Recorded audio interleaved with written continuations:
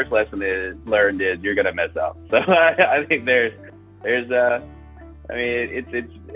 there's lots of things there's lots to do with the integration and kind of what that fully entails is pretty much everything. Like you're trying to put together two companies with all facets of front office, middle office, and back office. So there's lots of moving parts and things that aren't going to work correctly. But I think it's most importantly is how you pivot, how you come back, how you fix and remediate things is really, I'd say, the key to it. To say, hey, it's going to happen. What do you need to do? What's the framework around trying to fix those things, and how quickly can you kind of go do it? So.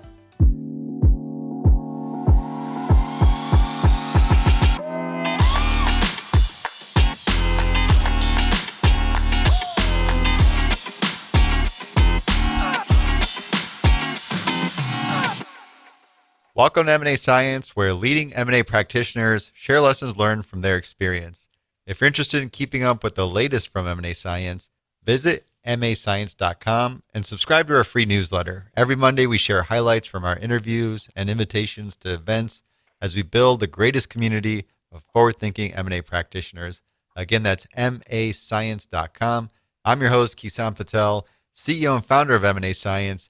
Joining me today is Hugh, Chief Financial Officer at Procure Analytics, and John Morada, Chief Operating Officer at M&A Science. Today, we're going to talk about how to execute an integration plan. Gentlemen, can we kick things off with a little bit about your background? Gene, do you want to give a start? Sure. Yeah, Kison, again, I appreciate you joining me on your show. I appreciate the invite too. So, really, just I guess starting with my background. So I went to school here in Atlanta at Emory, and then after that I moved to Chicago to kind of go into the corporate banking world, which kind of started my whole finance career.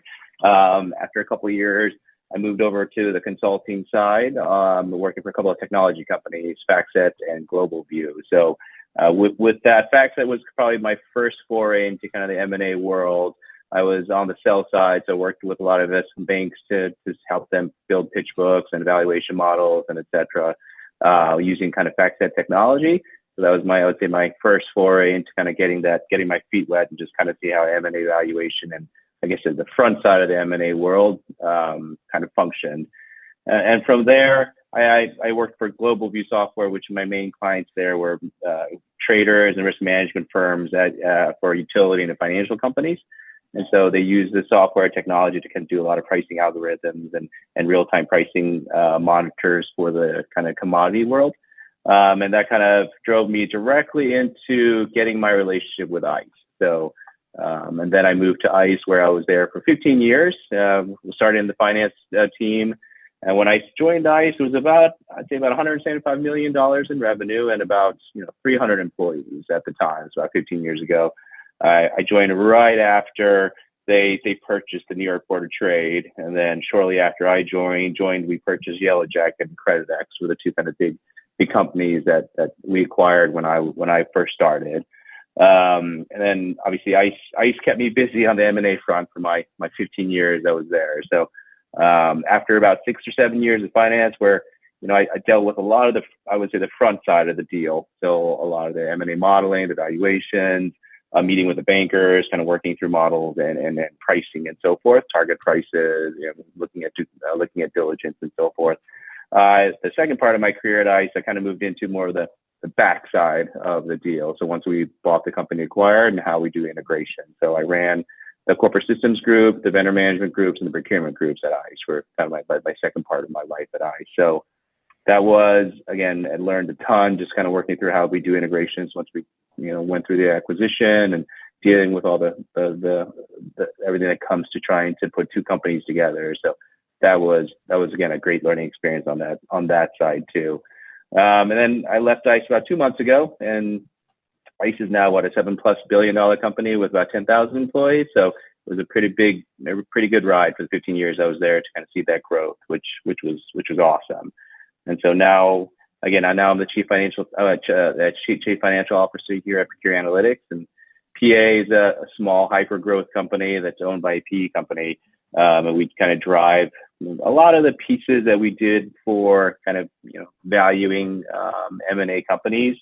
and our targets. PA helps kind of drive to the same kind of spend analytics, savings, and added value for different other firms. So they kind of put together a lot of complex, highly disparate purchasing categories, and then using kind of technology and data and relationships that we have with our suppliers, we help all of our members and companies save money and get the value from a bunch of different categories that they wouldn't otherwise get value out from. So it's been a great ride, and again, I'm looking forward to kind of talking through it. So you have been around the block, and they say one of the greatest professional skills to have is the ability to integrate companies.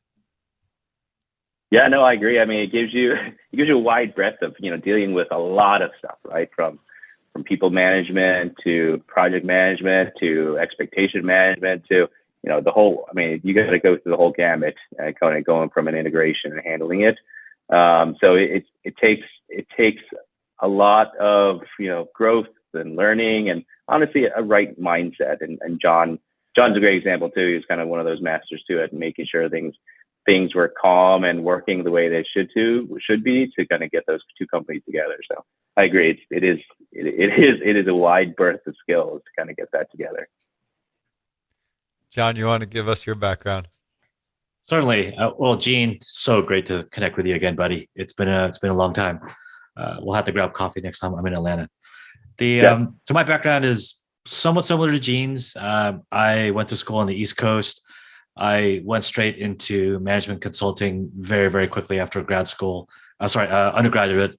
And then I did consulting for many, many years. And finally I decided, hey, you know what? I love everything that I'm learning here in management consulting, but a lot of the knowledge I'm gaining, I wish I could have a bit more of a practicum to it. So you'll see part of my career being in management consulting, leaving it to go into an operational role in an actual company, and then kind of bouncing back in. And then eventually I decided, okay, it's enough of that. And then I went to grad school in Chicago. So it's possible that Gene and I were just passing each other in the night as I was living in Chicago. So I did grad school in Chicago, and really it gave me that much more solid foundation to understand all the moving parts in a company. And certainly management consulting helped, being in operational roles in companies helped, and it just helped compound all of that into what I've already been doing, which was lots of integration work throughout the entire process. The time that I came over to ICE was actually because of an acquisition. So I came over as part of the Ellie Mae transaction that was in 2020. And through that's where Gene and I got to know each other, actually built a great professional relationship with each other. And then also, became friends.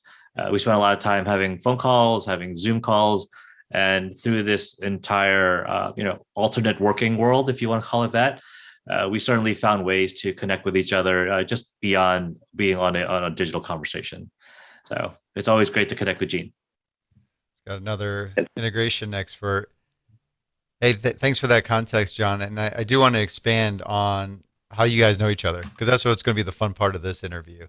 That you both actually worked on a deal together. Gene was on the buy side. John, you were on the sell side. And this is also the first time on M&A Science that we have a duo who've worked together and they were on opposite sides of the table. So maybe you can tell me a little bit about how that turned into a professional relationship, John, if you want to give us this kick. Yeah, I'll start it off. Well, it's being on the sell side, it's really intimidating to have a company that has a market cap of $54 billion. And at the time, ours was probably, we're 13x smaller than what they were in terms of market cap. So but one of the things that I think I've found through my entire career is that you can't go with your tail tucked between your legs, to the buyer and be like, okay, we're gonna be successful together, right? You have to come in there with a level of confidence that you want to deliver success, that this acquisition actually makes sense for everybody, and let's move forward together. So one of the things I did was I basically went through the entire roster of executives as I saw them in the buy plan, and I just started emailing folks and calling them. And Gene was first on the list, and I was like, "Hey, I'm John Morada. I'm going to be your integration lead. Just wanted to spend 5 minutes to get to know you. And I did that with Gene, I did that with Jimmy, I did it with Ben and Mark and all these other executives that were on the roster. I think I did 20 something outreach and just expressed like, hey, I'm here to be a part of the team.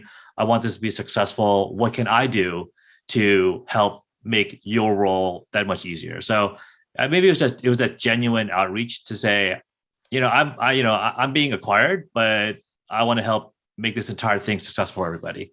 So that's how, hopefully, Gene, you saw that in me reaching out to you, just kind of blind and saying hello.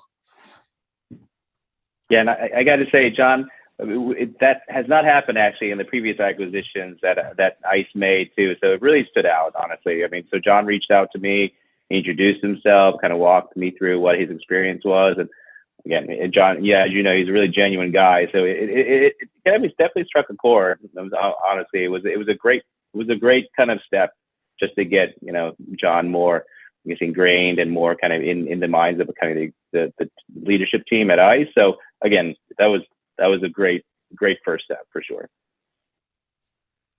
And that's how it started. John, introduce yourself. Hey, I know you're acquiring us, but let's be friendly about it. And that sort of kicked things off. I'm surprised, John, you're not like, hey, am I going to get a job after this deal's done?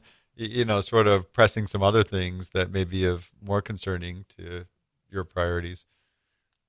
Well, I'd be dishonest if I said there wasn't other paths that I certainly could have taken. Same with Gene. We're probably chuckling a bit about that. But you know what? Other things happen and life has its twists and turns. And now I'm here at M&A Science and I'm totally loving it. So, thank you, Kison, for that. Well, we got a long ways to go with that. So let's, I guess one of the things when I think of a transaction is the timeline, that there's a whole series of events and people that get involved and it really progresses as you go through the deal. Just when you think it's over at closing, nope, it only intensifies because now you got to really execute the value driving activities through integration. I'd like to dig into that. In summary, what was the timeline of events as you progressed through the transaction? Gene, you want to take the buy side? I'll do the sell side.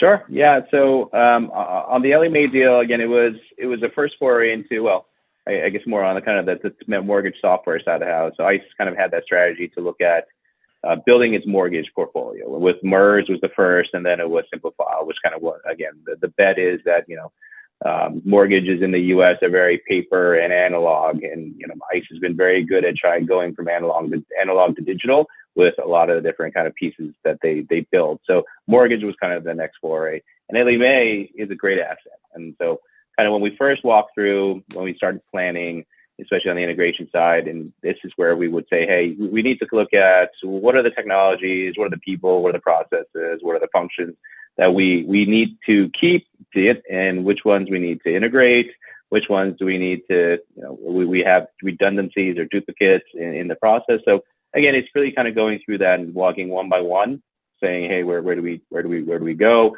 What's the plan for each of these?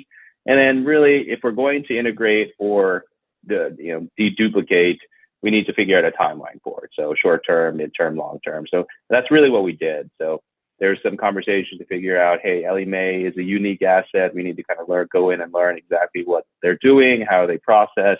And that's kind of the first step.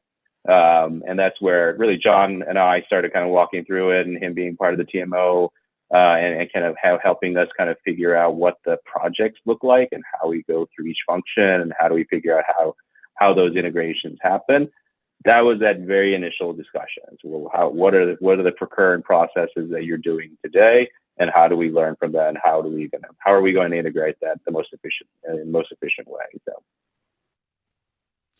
I find it interesting that you had an integration leader on the other side to work with to help scope that out. I didn't think that is particularly unique in this transaction. Yeah, I totally agree. And the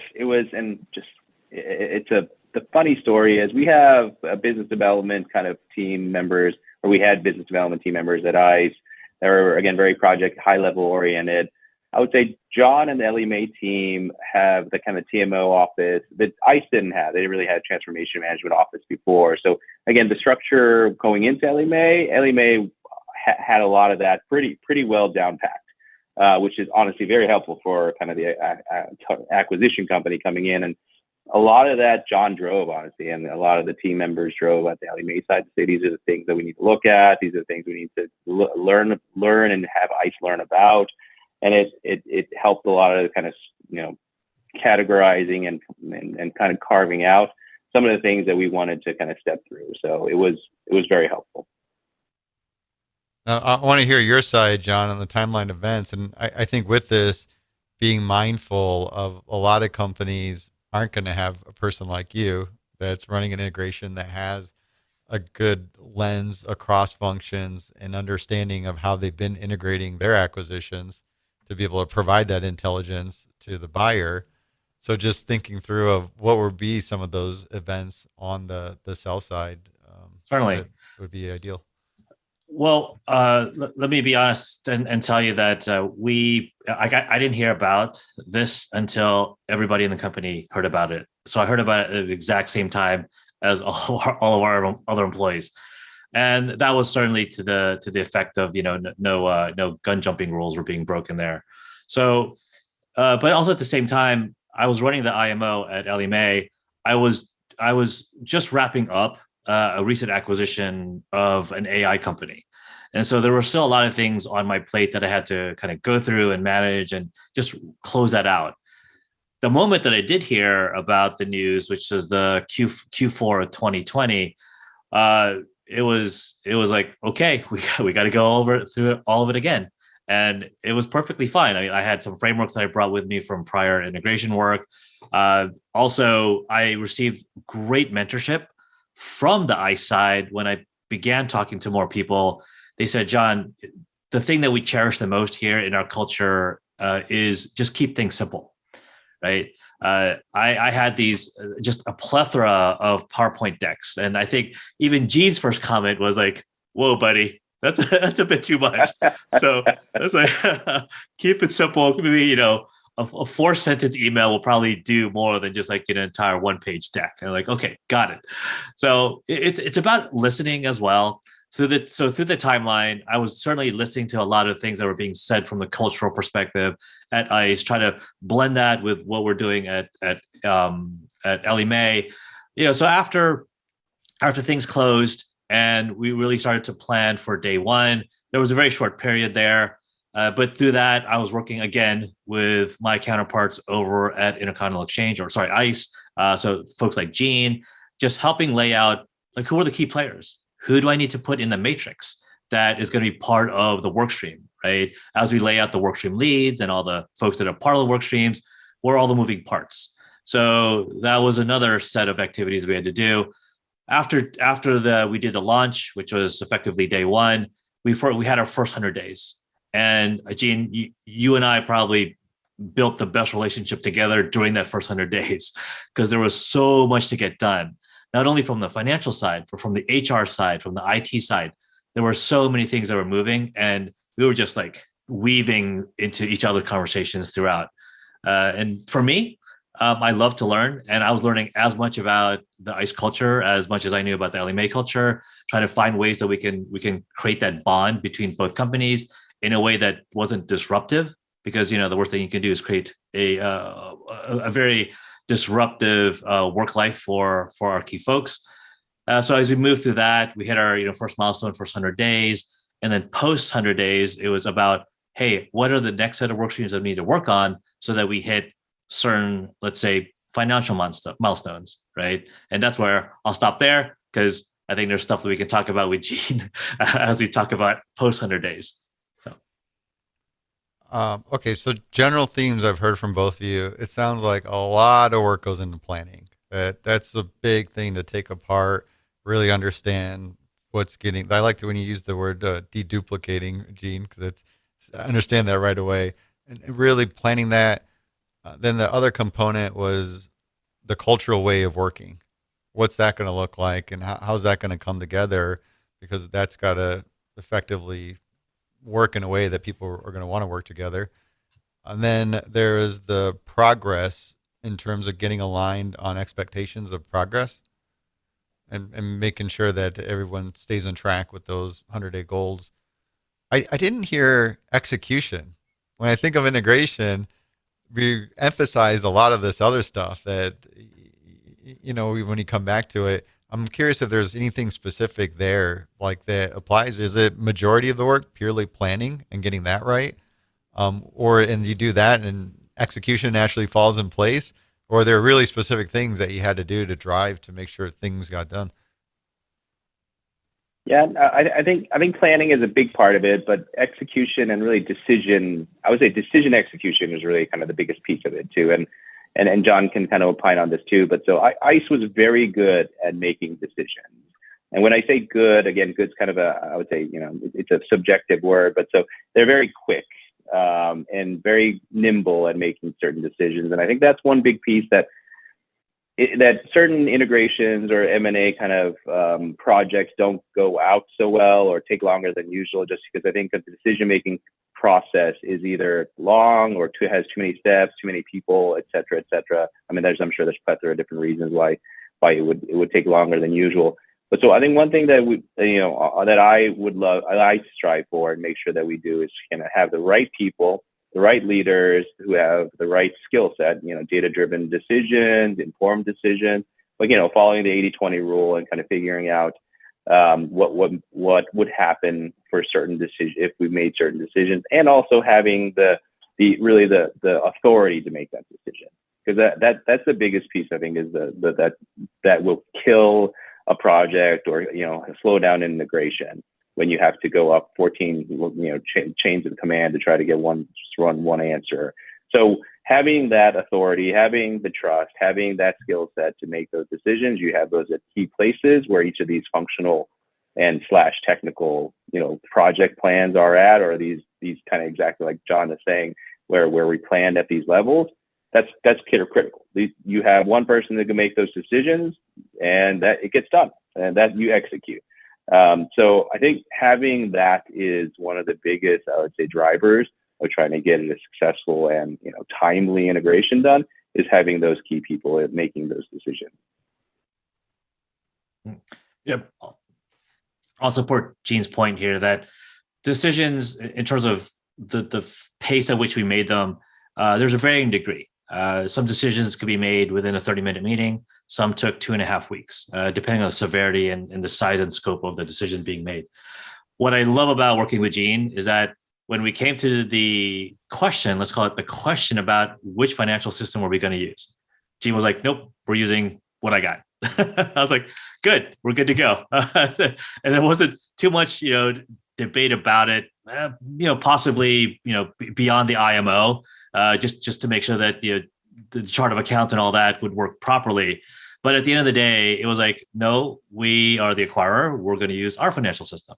And I'm like, fine, that's good. Now, there are other things that take a little bit longer, right? So that decision by Gene was probably, I don't know, Gene, maybe 8 hours of some back and forth between different people. But at the end of the day, Gene was like, no, we're doing it this way. And I love that, because once it's cemented, so from my perspective in the IMO, once that decision is cemented, it's documented and we go with it, right? And that's how I like to run. Now, there are decisions that take possibly 3.5 weeks, multiple meetings. For example, it'd be like legal entity consolidation, right? We have entities in Poland, we have entities in India, so does ICE. How do we bring those together, and which sub-entity they become part of? That's a bigger scope, bigger conversation that takes 3.5, 4 weeks to weed out. So what I like is that the agility of those folks who can make that choice and make that decision, vet it on their own, outside of the proper circle, just to make sure that they're themselves are on the right track. That is what I think is critical from an IMO perspective, which is the ability for folks to vet what they need to execute on that decision and then be done with it. And then we move on to the next one, right? So from an IMO governance perspective, we're always trying to drive to that decision so that we can keep moving to our next milestone. So what I'm getting is the biggest bottleneck when it comes to executing integration is your decision execution, which ultimately comes down to making decisions fast. Because if you don't, that's where things really get slowed down. I'm really interested now to understand how, because you gave some good examples, but give me a framework. Give me a little bit of a step by step. I'm used to a small company environment, but in a larger company, when you have a bunch of different stakeholders, and that's the reason these decisions really get slowed down. How do you approach that? Is there certain things that you would set up in terms of steps of making a decision? What have you seen work best, especially in the larger company environment? Gene, you want me to take that one really quick? Sure, you can start. Yep. I have a quick opinion on that one. So the responsibility of the IMO is always first and foremost to deliver the best possible value from this acquisition, right? Or divestiture, whichever one you were doing at the time. What that means is from the IMO, we are always asking questions every single day. It's like, are we getting the best out of the decision? Do we have the right people at the table? So this brings me actually back to a story that I remember, which was President Eisenhower. So Eisenhower, his Secretary of State was giving him a position on what he needs to on some particular topic for Department of State. And Eisenhower said, "Is this the best that you can do?" So the Secretary of State kind of mumbled and said, "Okay, I can do better." Right. So he went away. 2 days later, delivered the next version of that document and the position, and said, and Eisenhower read it and he said, "Is this the best that you can really do?"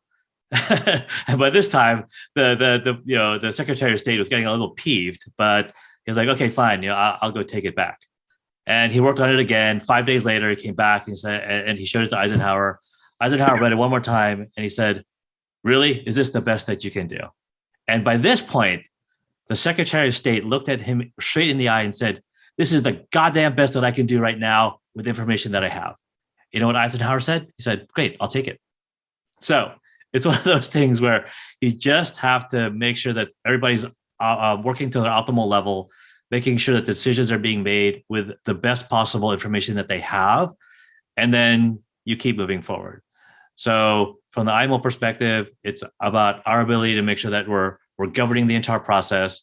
The consent, there's a lot of consensus-driven decisions that are made at Ellie Mae, and so there are a lot of things that happen sort of in the periphery. But at the end of the day, the IMO's job is to make sure that all those conversations come together and that they congeal and that they are the documented decision that we move forward with. Why? Because there are a lot of things that happen consequent to that decision being made. And I'll hand it over to Gene because he can certainly attribute that to a lot of things that happened on the financial system side.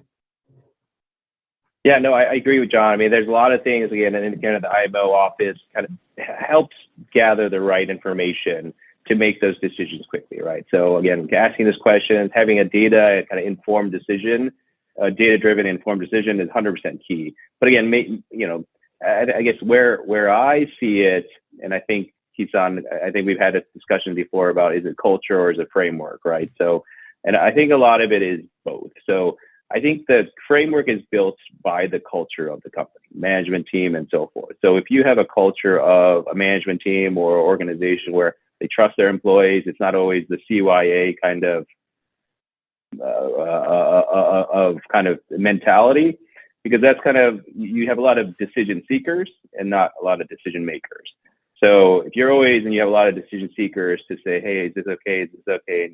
That's where you kind of falls down. And I think that's part of the culture of the company, to drive that, to say, "I trust you. You are who I give you the authority. You have the right skill set, mindset, and education to make those data-driven decisions."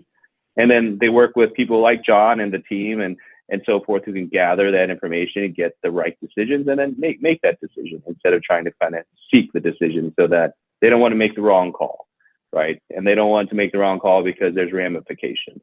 And that's where I think a lot of the culture is driven from. That is, if you're a ramification kind of punishing kind of authority or organization, you're going to have a lot of decision seekers and not a lot of decision makers. So if you have a culture or a kind of a process where you're allowed to make mistakes, you are allowed to make those decisions, and if you make a mistake, you own it, you fix it, and you move on. Then you drive that culture. Then you kind of build that framework by itself, and that's kind of, I think that drives a lot more efficiencies, a lot more, I would say, quicker project timelines than if you have the other way around. So I like what I learned from both of you. I like the part around understanding what the IMO's responsibility is, which essentially is fostering that decision making and making sure that's proactively being done. And then you have a really good point, Gene, around thinking through the culture around decision making for each respected organization, which really gets into a lot of these elements that aren't as straightforward and tactical. But that aside, is there any tactical step-by-step approaches that have you thought of or came across that could be helpful in trying to help create a structure or environment to make faster quality decisions?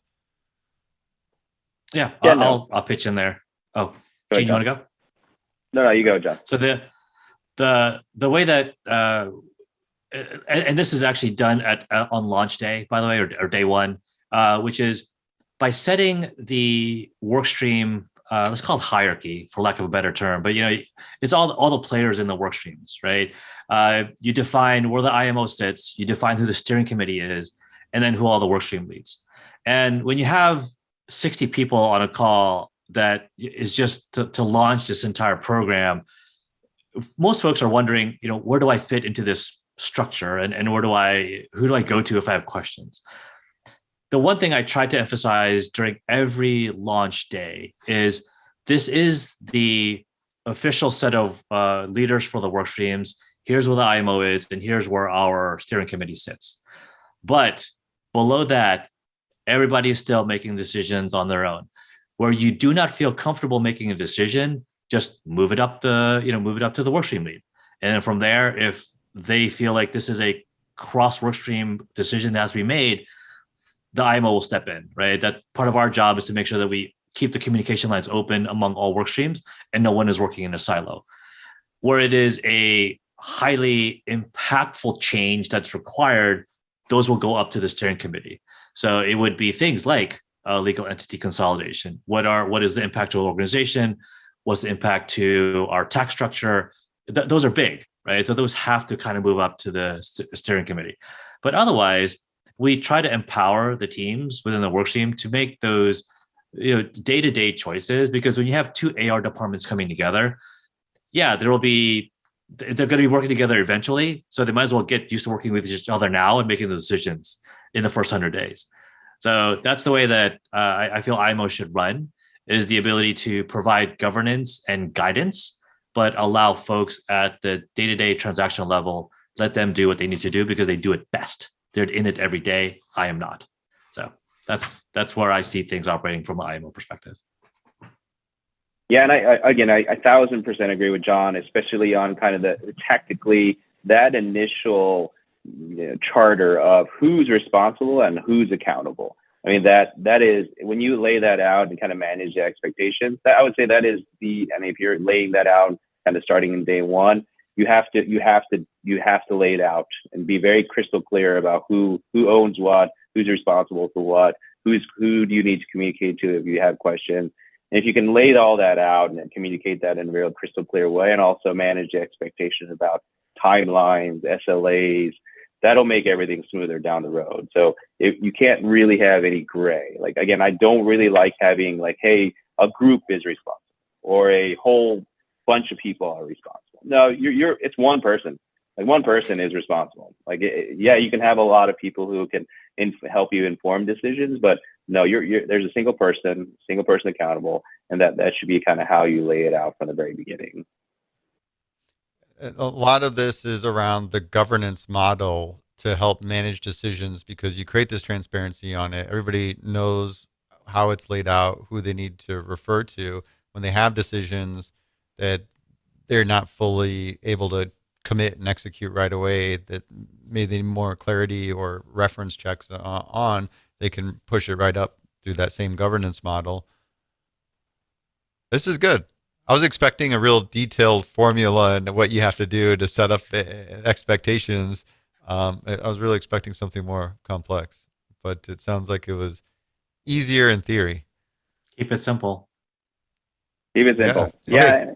This is I think the one thing about managing expectations, Kison, you're right. There isn't really a straight formula for managing expectation because every stakeholder is different. So it's really kind of a art more than a science to say, how does my stakeholders like certain information? How do they manage expectations? So yeah, I mean, I would say you'll be hard pressed to be successful if you follow a very static formula to manage all stakeholders. So it is really kind of that kind of art versus science. So very good. Well, it's helpful, even just getting clarity in how the approach should work really sets a pace. Because if I had to go out and do that, I would have screwed that up. So thank you. Hey, let's get back to our outline. That was all a bit off script here, but it's good. I got a lot of good understanding on the decision making components and the importance of it relating to the execution of integration. Let's go back to the very beginning. When do you start planning integration?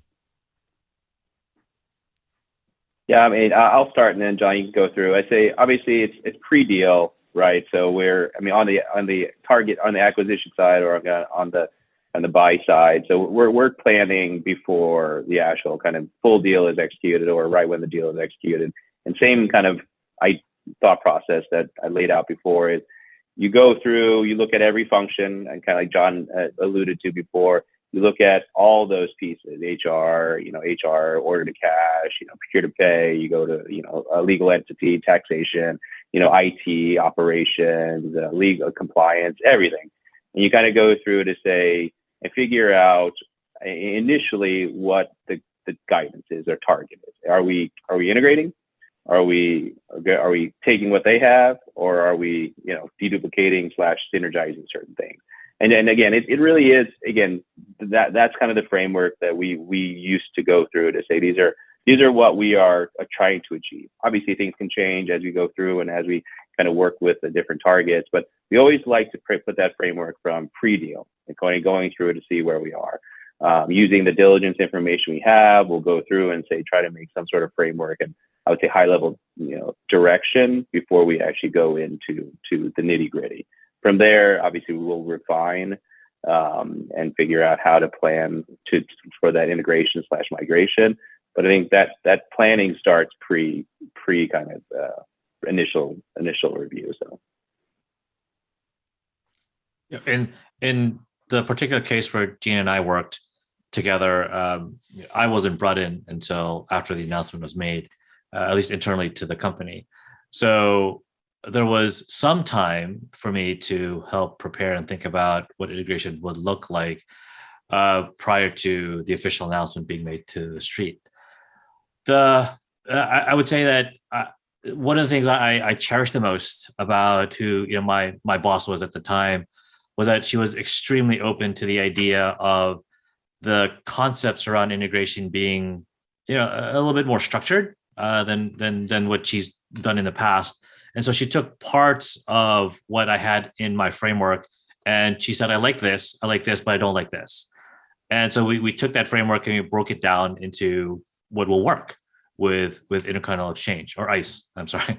I keep going back to intercontinental exchange for some reason. So for example, one of the areas that she really did like was having the steering committee. And the steering committee would be the core group of people who would make decisions, whether it be a cross work stream decision that had to be made. And so she liked that. But what she didn't like was that that's kind of where the road stopped when it came to just information and dissemination of information about what the program was doing. So what she said was, hey, let's take this broader. Let's do a readout to a larger audience of other stakeholders that would be part of this and want to know about information and decisions that were being made. So in a way, what we just talked about for the past 35 minutes around decision and governance and structure was a great movement in our ability to then show that information and present that information out to the greater audience so that they also knew what was going on. So that way, this particular acquisition didn't seem like a little magical box where stuff went in and then you didn't know what happened in the middle and the stuff came out, right? So what we did was we revamped the steering committee into more of a larger readout to a larger audience, and in so doing, we took those decisions like Gene and I were making. We document those. We'd roll them up into this massive long email that said, "Here's where we are in terms of timeline. Here's where we are in terms of decisions. Here are open decisions that have to be made," and then we just expose it out to everybody. So folks knew where they needed to contribute, where things were getting done, and then we just kept the ball rolling and the machine moving in that way. A lot of detailing out planning to the point where you really get clarity on the direction, creating that transparency in what the governance approach is going to look like. What are like the key lessons learned? What should I do if I ever have to go through this? Make sure I don't screw something up. You have how much time do we have left? 10 minutes. I gotta give you a heads up. We're probably gonna have to do a part 2, but we'll make it. We'll bribe you, Gene. We'll get you back. Yeah, but Kison, I think the first lesson learned is you're gonna mess up. So I think there's there's lots of things there's lots to do with the integration and kind of what that fully entails. It's pretty much everything. Like you're trying to put together two companies with all facets of front office, middle office, and back office. So there's lots of moving parts and things that aren't going to work correctly. But yeah, I think it's most importantly is how you pivot, how you come back, how you fix and remediate things is really, I'd say, the key to it. To say, hey, it's going to happen. What do you need to do? What's the framework around trying to fix those things, and how quickly can you kind of go do it? So, yeah, I totally agree with Gene. I'll give you a perfect example, Kison, which is we were looking to bring together two systems that were the knowledge base between Ellie Mae and one of the other companies.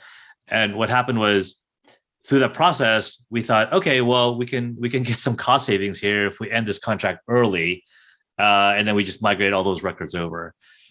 Somebody forgot to mention the fact that there were 90,000 closed archive cases that we still need to have, because there was a lot of intellectual property and knowledge that was in those cases that we could still extract and either make it into an article, turn it into a knowledge based item for self-service. There was just a lot there that we could go with, and I was already pushing hard. Like we made a decision to migrate over and deprecate the old system by June 1st, and when we found out about this new piece of information, it would take another 2 months beyond June 1st to actually migrate all that data over. So being an IMO, I'm like, okay, that probably wasn't the best decision to just push hard to try to get a few $100,000 in license costs and synergy. So we kind of had to say, okay, well, we had to extend another 2 months, right? And did we pay more for it? Yeah, probably more than we should have. But, we did, right? Because it was something that we didn't know at the time. But given the amount of information that we needed from those 90,000 cases, it was worth the cost, because the opportunity cost for losing that would have been greater than the license fees that we had to pay. So lessons learned. Yeah, the big takeaway I'm getting is really plan ahead. Like have your backup plan and think beyond your typical planning. But if this goes wrong, then what? If this person can't do what he needs to do, then who? Yeah. Another thing is there was no blame, by the way. In my example, nobody put blame on anybody by us not knowing that there was 90,000 cases left that we had to go search through. It was just like, okay, new data point. We made the decision, I think, in like 4 or 5 days to just extend the contract another 2 months, get the data out, and then we moved on. That's kind of the culture that you want to instill in two companies coming together, which is, hey, to Gene's point, stuff is gonna break. We're gonna mess up on some things. People may withhold information. So you just factor that in and just don't blame anything. Don't blame anybody, and just make sure that you keep moving forward. What was the new lesson for you, John? Because you've been on the buy side of these acquisitions, but this time around you're on the sell side. Was there any unique key lessons there that would be good for somebody else going through that same show? Well, given that our transaction was happening during the pandemic, I couldn't do what I normally do, which is go meet everybody in person. Like go to Atlanta, go meet Gene. I had to wait a few weeks for when they actually came over to us. So the lesson learned was, how do I go about this? Where typically I would, go out there, introduce myself, and meet folks. That was something I had to learn in a different way, and I think I'm probably better off for it now. Not that I would next transaction where I can actually get on a plane. I won't defer to going digital. I actually will get on the plane and go, because there's something to be said for meeting people, engaging with them, building great professional relationships with them, making friends with them, and having coffee. M&A is a very people-driven type of activity, in my opinion. Oh, that's really good. Or any other lessons out of that? Out of working with Gene? Yeah, well, I guess from the whole experience, if there were any big key lessons or takeaways to make it go as smooth as possible. When Ben Jackson tells you we need to integrate our Slack and Teams, you get it done. I made you laugh. You remember that, Gene? Yeah, I do. Yeah, it is. I mean, there's probably a lot of kind of, very specific tactical things that we learned not to do again. Again, certain systems not coming together, certain, and then the one thing too, and I think we'll talk about it, in a different question too, is just kind of the expecting the unexpected, especially when you're dealing with people. Like John said, M&A is purely people. I mean, you're integrating systems and processes, but the human beings themselves are the ones running them, that know the processes. And you have a whole group of people that probably won't be there, like in the future. So that is a navigation of landmines already in the whole process inherently. So that's the one thing. Again, lessons learned about managing people, relationships. Again, at the end of the day, they're all people. We have to be treated like people. And they need to understand, in how we communicate what the future state looks like is very important. And ICE is very good at trying to communicate as soon as possible, making it, if there are reasons to have, synergies and so forth. And I do respect ICE to make sure that they do value those relationships, value the people and the skill sets they have. But again, it just might not be needed, right, going forward. So I think lessons learned of how we actually communicate, how we touch base with people, and how we go forward with that, with kind of those conversations. I've learned a lot of lessons just on how to have that conversation, how to present certain information. So just, nuances here and there every time we go through it is invaluable lessons learned as we go from one target or one acquisition, one M&A project to the next. So.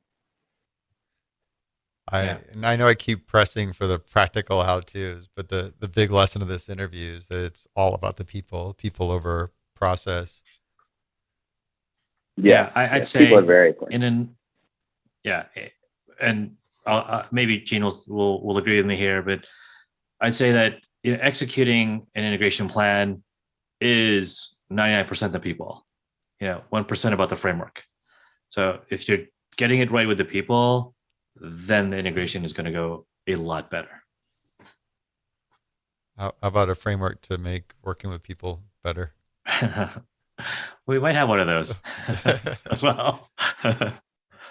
When we think of people, and we talked about the time frames to get things done, how about setting those expectations? Like, how do you determine the duration of integration? Who sets that? Yeah, it's a great question, and I was struggling to kind of think about, like, is there a framework? Is there some calculation to figure out what the timeline is? Usually, the timeline is as soon as possible. Is really kind of the initial outset. But I think it is. There's some calculus to it. How many systems are you integrating? What systems? What functions are you integrating? And how big is your organization? How many people? So I think when you're looking at that and you're calculating the scope and how many and so forth, that you just add it all together, right? You know, a ERP with one entity might take 3 months. You got 12 entities, and a more complex, it'll be 12 months. Our average acquisition or target for an ERP migration was about 12 months for the NYC deal, for the LMA deal, for the IDC deal. So 12 months was on average what our ERP migration and integration, how long that took. Billing system took they kind of span the gamut of 6 to 18 months to integrate. And then you kind of add up all those pieces, and now you're talking about functions also. You're integrating groups and processes. So it all depends. And I think the one thing that is how fast you can make those decisions also drive, how what that timeline is. So, but I would say on average, I did pretty full end-to-end integration in about 18 months. I would say was our target goal. So. Yeah, I'll add one extra data point to Gene's thoughts there, which is never forget that you also need to look at what the buy plan said for timing and the synergies that you were expected based on the buy plan, right? Because the buy plan is what was approved by the board. So the more that you're closer to the number that is being created from value or cost synergies, the better off you are in, what's the word I'm looking for? You're closer to what the eventual goal is, right? And the IMO's job, again, is to derive the best and optimize possible value from this transaction. So this is where I feel strongly, and I'll emphasize this in every conversation I have, which is the IMO, once we get the project going, does not mean that we recuse corporate development from their responsibility and accountability. We need to be working with them very closely to determine, are we on track to what they calculated in the buy plan? And if not, how do we recalibrate, right? Because there has to be some justification to say, if we're going to make it early, awesome, right? What did you do? What were the lessons learned? Can you repeat that? And then if you're not going to make it, what are the decisions that the steering committee has to make? Or how do we allocate, further investment necessary to make sure that we get it done properly? So again, I would never recuse corporate development from participating and being a value-added member during integration, just because we're so closely tied at the hip around driving the value from the buy plan. It all goes back to planning. Yeah. And relationships, right? And relationships, right? So. Yep, that's right. Relationships, gentlemen. We've only gotten like a third way through our outline here, and I know we hit time. But Gene, we're gonna somehow coerce you to do a part 2 of this interview, and I'll be a lot quicker getting through some of our topics here. But there's more to unpack. So Kison, I'll be happy to come back, join for part 2. So cool. Talk to you soon. Bye. Bye.